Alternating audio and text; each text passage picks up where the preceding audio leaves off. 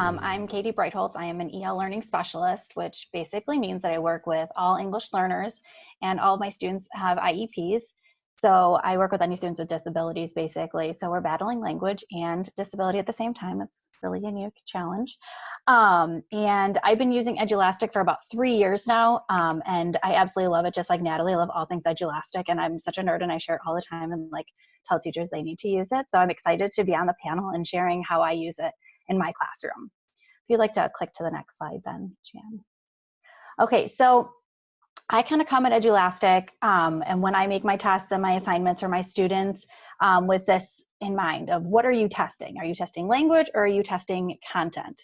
So working with ELs, I find that it is it's something we have to constantly think about, and we have to be cognizant of when we are testing for language and we are testing for content. So with ELA, a lot of the times it comes in that you're testing for content, and so you want to be conscious of making sure that you're not actually forcing the language component onto your students and making them, in addition to being an English learner, struggle to produce the language that they need to show that they know the content.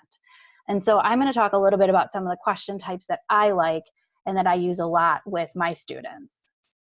So I'm going to focus on 3 question types that I find that are really awesome in ELA, and just ways that you can use them either to support your English learners and any students with disabilities. And so I'll take you through what one of my assessments would look like. I actually just did one today with the drawing response, and my kids were loving it. They were having so much fun with it, like changing all the colors. So I'm excited to kind of show you just what that looks like from the student perspective. So this is a preview of something I put together with a bunch of different questions that I've used over the years. So my first one here is a drag and drop, which I know Natalie talked about, and I was really excited that she mentioned it because I really love this question type. And this is where, as an EL teacher, I can focus on the content. Can you sequence a story? Can you put it together on a plot diagram? And can you actually do it in the order that it needs to be? If I didn't use a question type like this, I would use the resequencing as another one that I think is fantastic. So with this, it's really helpful that you can just pick and you can just drag and drop these.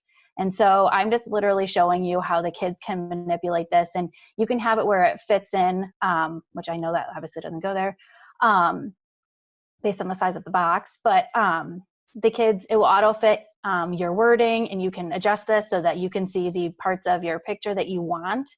And I find that with my students, it's very helpful.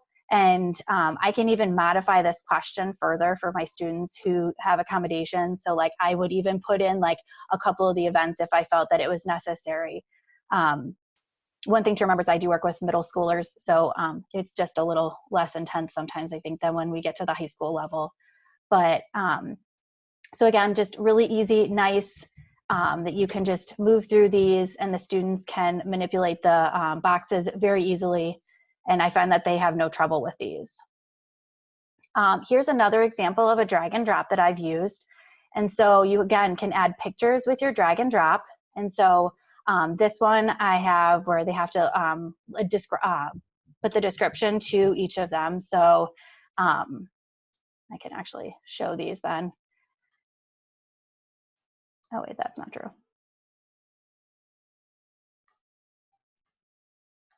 And so it's very easy to move through these questions. And actually, if you saw, I made a mistake, and so I can move them pretty simply, and then the kids don't have any issues.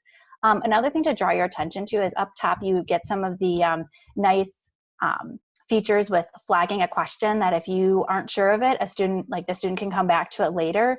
And they also give a hint button, which I'm a big fan of with ELs for anything that requires writing. I like to use that for sentence starters or anything that might draw their attention to something that would help them and help provide any sort of accommodations.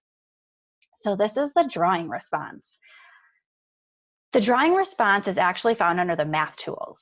So if you notice, you see a lot of math things up here, but I found that my students can use this to show how much they know or what they've read without requiring them to use more language. So I work with students that range anywhere from newcomers all the way to students transitioning.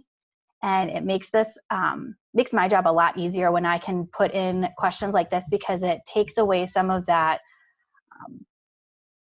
and it makes it less intense or a little less nerve-wracking for them. So you have the opportunity to change colors here just by clicking the button.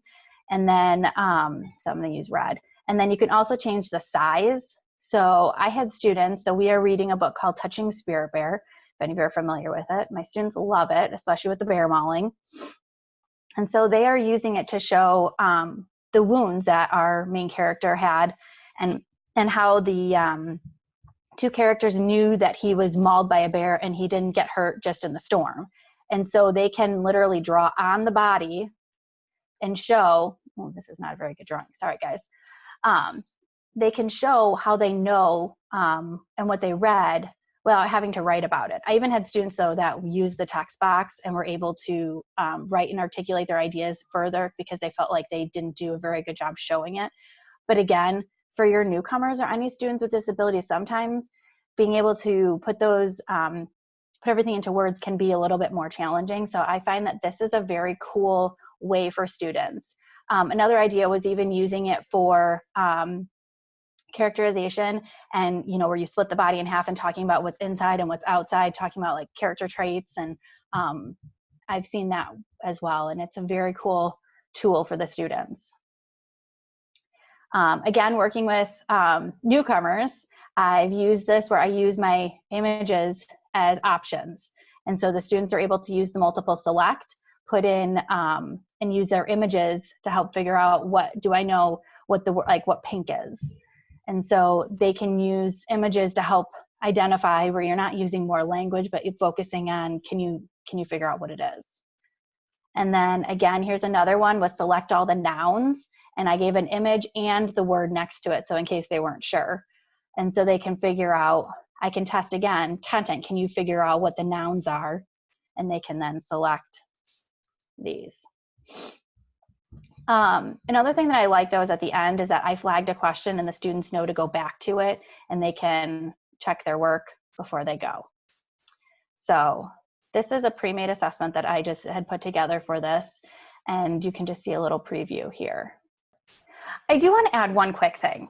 I can say that as a teacher who is a special ed teacher, I find that it's super helpful with Edulastic that I can take an assessment that has been put together for all the gen ed students, no students that need any accommodating, and I can literally make a copy of the test, and then I can either like take out an option or I can add in some extra wording. I can put in sentence starters in the hints box, and I can really make sure that any of my students that have accommodations can really have them met, and I can do that within minutes of having the original done.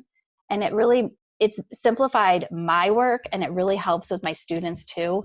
And so I can get a better picture of what they know and making sure that they're being accommodated and their IEP goal, like IEP is being met. And so I will say Edulastic has really changed the game when it comes to assessing students, and it's pretty amazing.